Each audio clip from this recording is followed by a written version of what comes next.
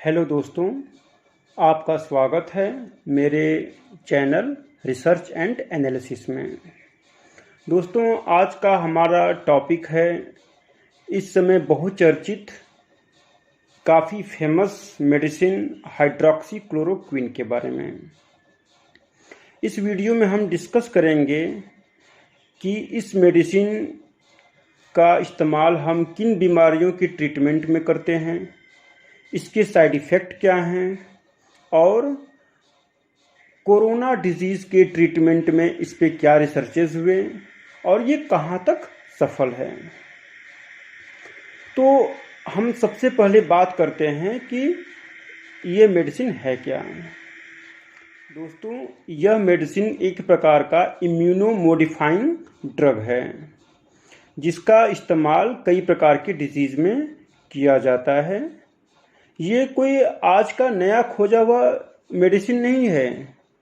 यह मेडिसिन सबसे पहले क्लोरोक्विन के रूप में बेयर्स ने 1934 में ही इसका आविष्कार किया था।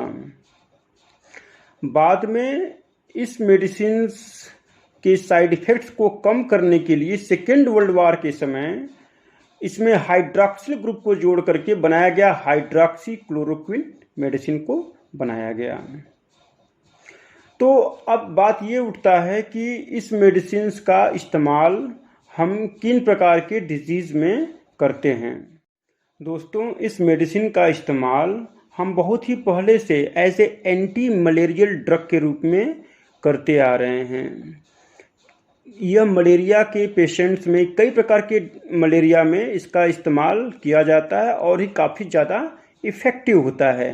इसके अलावा इसका इस्तेमाल हम रूमेटिक डिसऑर्डर्स में जैसे कि रूमेटाइड अर्थराइटिस, पोर्फायरिया, क्यू फीवर में किया जाता है। इसके अलावा एक बहुत ही खतरनाक डिजीज़ है जिसको हम लोग सिस्टेमिक ल्यूपस कहते हैं। यह एक प्रकार का ऑटो इम्यून डिजीज़ होता है। इसके ट्रीटमेंट में भी हम SCQ का इस्तेमाल करते हैं। ये मेडिसिन कई बार इस्तेमाल किया गया है ज़ोरेन सिंड्रोम के ट्रीटमेंट में भी, लेकिन ये उसमें कोई ख़ास इफ़ेक्टिव नहीं रहा है। इस मेडिसिन के पास एंटी स्पायरोसिटी और एंटी इन्फ्लेमेटरी दोनों ही प्रॉपर्टी होती हैं। तो आप पूछेंगे कि जब इतनी पुरानी मेडिसिन है तो इस समय इतना हाईलाइटेड कैसे हुआ। तो ये मेडिसिन हाईलाइटेड हुआ अमेरिकी प्रेसिडेंट डोनाल्ड ट्रंप के उस बयान के बाद जब उन्होंने इसे कोरोना डिजीज़ के लिए गेम चेंजर कहा था। तो अब हम डिस्कस करेंगे कि कोरोना पेशेंट्स में इस मेडिसिन का कितना ज़्यादा इफ़ेक्ट है और ये कितना ज़्यादा लाभकारी है इसके ट्रीटमेंट में। तो हम आपको ये बताना चाहते हैं कि यह मेडिसिन अलग अलग देशों में कई प्रकार से इसका रिसर्च किया गया। कई बार टेस्ट ट्यूब में तो इसने ऐसा शो किया कि यह एंटीवायरल है और यह कोरोना के ट्रीटमेंट में इफ़ेक्टिव हो सकता है, लेकिन कई सारे ऐसे रिजल्ट्स आए जो हमें बहुत ज़्यादा उत्साहित नहीं करते हैं। फ्रांस में 40 पेशेंट्स पे एक रिसर्च किया गया। इनके ऊपर ये देखा गया कि जिन पेशेंट्स को यह मेडिसिन दिया गया था उनका रिकवरी रेट फास्ट था, वो कंपैरेटिवली जल्दी ठीक हो रहे थे।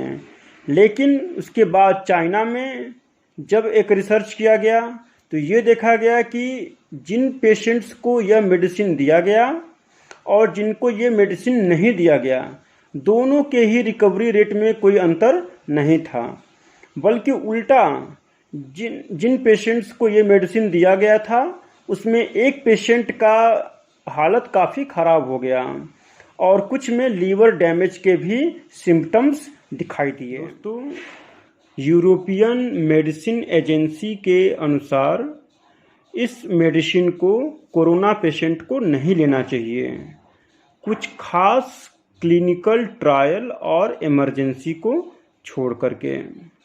इसके अलावा ICMR Indian council of medical research का भी यही कहना है कि यह मेडिसिन इंडिया में सिर्फ कुछ खास हेल्थ वर्कर को ही दिया जाता है जो कि कोरोना सस्पेक्टेड और कोरोना कन्फर्म मरीजों से इंटरेक्ट करते हैं।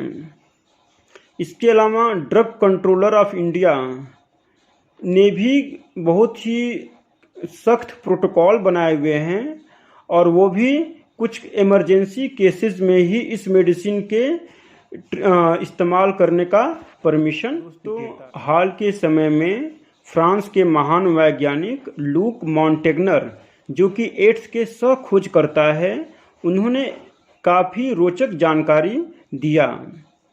उन्होंने फ्रांस के सी न्यूज़ चैनल के एक इंटरव्यू में बताया और उन्होंने ऐसा उम्मीद जाहिर किया कि इस कोरोना वायरस को लेबोरेटरी में बनाया गया है एड्स के वैक्सीनेशन की खोज करते समय।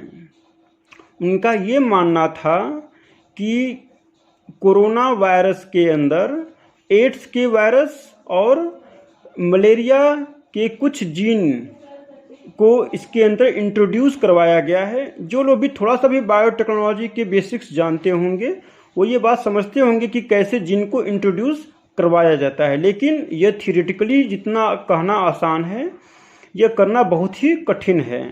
तो उनका ये कहना था कि इस वायरस को लेबोरेटरी में बनाया गया। इसी कारण से कई बार HIV या फिर मलेरिया के ड्रग्स इन वायरस पे कई बार इफ़ेक्ट करते हैं। अब हम बात करेंगे इस मेडिसिन का हमारे बॉडी पर क्या साइड इफ़ेक्ट। तो इस मेडिसिन के इस्तेमाल से कई प्रकार के साइड इफ़ेक्ट्स हो सकते हैं, जिसमें से मुख्य रूप से है सिर दर्द, डिजीनेस, कान में सीटी जैसी आवाज़, नौसिया, वोमिटिंग की समस्या हो सकती है, पेट में दर्द हो सकता है, भूख न लगने की समस्या हो सकती है, तेज़ी से वेट लॉस हो सकता है। इसके अलावा कई बार यह न्यूरोसाइकोलॉजिकल प्रॉब्लम भी क्रिएट करता है, जैसे कि यह मूड चेंज कर सकता है, नर्वसनेस हो सकता है। इसके अलावा पेशेंट को इरिटेशन हो सकता है। कई बार इससे स्किन रैशेस, इचिंग हो सकते हैं और कई केसेस में यह हेयर लॉस शो करता है। तो दोस्तों ये मेडिसिन बहुत ही ज़्यादा डेंजरस भी है। इसका इस्तेमाल हमेशा एक अच्छे फिजिशियंस के रिकमेंड करने पे ही करना चाहिए, क्योंकि इस मेडिसिन के जो डोजेज होते हैं वो पेशेंट के वेट, उनके उम्र और बीमारी के अनुसार बनाए जाते हैं।